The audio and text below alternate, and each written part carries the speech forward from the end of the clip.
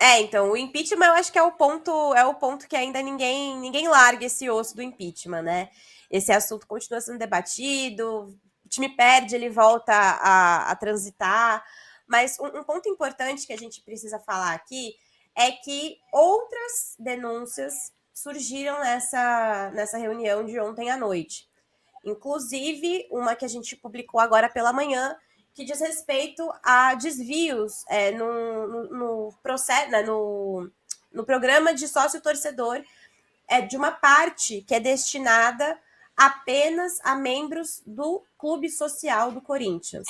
Então, assim, a matéria, né, a gente traz esses detalhes mais ricos aí na matéria, mas basicamente o resumo é o seguinte: segundo um relatório que foi apresentado pelas comissões de Justiça e de Marketing do Conselho Deliberativo do Corinthians, um em cada 3 ingressos destinados para essa venda direta para associados do clube, que no caso o clube social, a gente está falando do Parque São Jorge, tá? O clube social do Corinthians. Uma média de 1.600 ingressos por jogo, tá? Da Neoquímica Arena. Esses ingressos não estão indo para sócios ou estão indo para sócios que estão inadimplentes. Então, foi um relatório que foi apresentado ontem, gerou bastante burburinho, e isso sim pode constatar algum tipo de questão aí para aquecer esse assunto do impeachment. Por quê? Porque a API do site Fiel Torcedor, que é um software, é um sistema que consegue identificar os CPFs que acessam o site, né, e aí sim autorizar a compra, foi desativado a pedido da diretoria. Ou seja, esse processo, né, dessa autorização das compras para sócios do clube social é feita de forma manual há algum tempo. E isso impede a identificação da origem dessas compras, e é por isso que esses ingressos estão saindo de forma irregular, estão sendo vendidos de forma irregular por esse benefício. E aí sim, esse assunto do impeachment voltou a ser debatido internamente, e pode aí configurar também algum tipo de irregularidade. E é curioso isso, porque me falaram, assim, eu conversei com pessoas da oposição e também da situação, né? Porque, assim, a Lívia sabe muito bem, está acompanhando esse caso, às vezes a gente fica muito assim, ouve de um lado, fica para não ficar enviesado só para um lado da coisa, né? Então, eu ouvi os dois lados, assim, para ter mesmo esse termômetro, né? E o que me falaram, assim, que foi não teve bate-boca, não teve cadeirada, não teve nada disso, assim, foi uma reunião num tom bem ameno, assim, tal, mas teve bastante ironia, assim, sabe, aquela coisa de tom sarcástico, tiração de onda, de oposição com a situação e tal, até mesmo nessa situação que a Lívia trouxe na reportagem, também teve um tom meio sarcástico, olha o que está acontecendo aí, é brincadeira, hein? E aí o que eu pude apurar também é que parte da oposição, não todos da oposição, mas boa parte da oposição, pede a saída do Fred Luz, que é o CEO do Corinthians. E também pede também a saída da Alves e Marçal, que é aquela Álvares e empresa que foi Marçal. contratada pela Álvares e Marçal, isso, que é aquela empresa que foi contratada pelo Augusto Melo para fazer a auditoria, para fazer o tal do pente fino, né? E dizem que eles não estão fazendo nada, aquela coisa toda. Obviamente, tem aquela situação toda de você falar, olha, aquele toma lá da cá, sabe assim, tipo, por que eles estão fazendo? Olha aí, ó, tem um impeachment aí, esses caras não estão fazendo nada. E por outro lado, ouvindo o outro lado, tem aquela coisa, ó, o Fred Luz está fazendo um grande trabalho, incomoda a parte da oposição. A Álvares e Marçal está fazendo um pente fino, e é aquilo que o Augusto Melo sempre diz quando se dirige ou a torcedor ou em entrevistas. Vocês vão ver o que vai ser o resultado desse pente fino. Isso assusta a oposição. Então, assim, há um embate, e ontem foi falado na reunião que parte da oposição pede o cancelamento desse trabalho da Álvares e Marçal e a saída do Fred Luz. Isso porque tem incomodado o bom trabalho do Fred Luz. ontem eu até cheguei a citar aqui que esse grupo de trabalho que o Augusto Melo formou com o Fabinho, Soldado, com o próprio Fred Luz, é um trabalho que está sendo desenvolvido e que é um grupo muito fechado e que poucas pessoas têm acesso a esse trabalho que está sendo feito. As contratações é meio que um trunfo do Augusto Melo e a chegada do Memphis, por exemplo, é um trunfo do que o torcedor olha e apoia o Augusto Melo. Diante disso, quando se fala em impeachment, quando se traz à tona situações como essa que foram trazidas, e a Lívia trouxe muito bem na reportagem da questão dos ingressos, e que isso é colocado como algo que se traz assim para o impeachment, ou outras situações, tipo assim, a saída do Fred Luz é uma condição para não levar adiante o impeachment, o Augusto Melo, ou a situação, coloca como algo assim, tranquilo em relação ao impeachment, porém, a situação vê que o desgaste de levar o impeachment para voto do sócio é ruim para o momento que o Corinthians vive dentro de campo. Assim, ninguém acredita hoje dentro do Corinthians que vai acontecer o impeachment. Mas, obviamente, todo mundo teme o desgaste do impeachment ter que ir para o sócio no momento que o Corinthians vive hoje dentro de campo, na disputa das Copas e também no momento claro de rebaixamento. Ninguém acredita hoje dentro da diretoria do Corinthians que vai acontecer o impeachment. Mas, obviamente, o desgaste preocupa hoje Augusto Melo e seus pares, sem dúvida nenhuma. O PVC, e o Walter Vieira diz aqui, ó, toda hora é um BO diferente. Pois é, essa história de desvio de ingressos do fiel torcedor é um BO que a gente pode chamar de todo dia um BO diferente. Mas assim, a questão do desvio, tá claro que tem a ver com o presidente, Lívia? Não, isso é uma denúncia, né?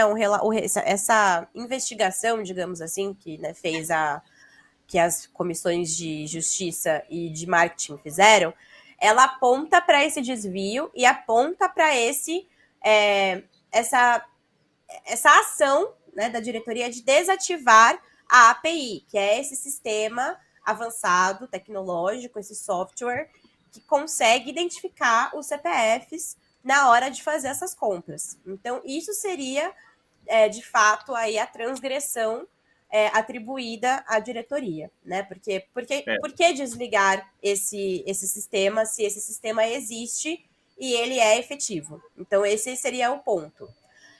E aí, o segundo ponto é que pode parecer um número pequeno, né? São 500 e tantos ingressos por partida, né? 1,1% de todo o estádio, né? De toda a Neoquímica Arena, mas a gente está falando de ingressos que estão sendo comprados numa pré-venda, né?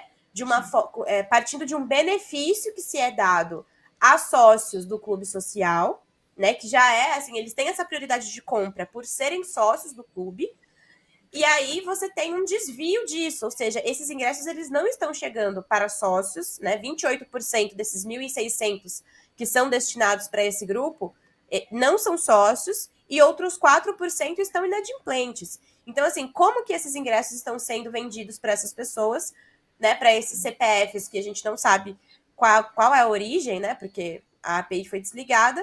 Como que eles estão comprando e para quem está indo esse ingresso? Eu acho que agora é esse o ponto, e é isso que a Comissão de Justiça, esse é o próximo passo dessa investigação interna. Eu vou misturar um assunto que não tem a ver exatamente com isso, mas só para entender, porque eu acho que aqui isso exige uma apuração rigorosa que parta do presidente. Ou seja, neste caso, o presidente pode não ter nada a ver com isso, mas ele tem que ter um cuidado de demonstrar que está procurando entender quem são os culpados. Por exemplo, um dos grandes apoiadores da Leila Pereira no Palmeiras era o Mustafa Contursi. O processo de rompimento da Leila Pereira com o Mustafa Contursi se deu pela acusação de que estavam sendo vendidos ingressos pela parte do Mustafa. E a Leila rompeu com o Mustafa. Então, a Leila rompeu e mandou investigar. Então, naquele momento, tem que sempre ser justo. Ou seja, não tem que apoiar o presidente ou ser contra o presidente. A questão aqui é entender. Nesse ponto, naquele caso, a Leila Pereira foi correta. Ela e mandou investigar. Foi que aconteceu. É o que precisa acontecer do Augusto Melo. E tem um ponto, misturando uma outra questão que pode ver, tem muita reclamação no fiel torcedor hoje, porque está completamente difícil pontuar. Por exemplo, os jogos de ingresso de visitante contra o Flamengo tinha que ter 120 pontos, que era impossível ter. O jogo da final do Campeonato Brasileiro Feminino, os ingressos esgotaram muito rapidamente e gente que tem pontuação não conseguia comprar.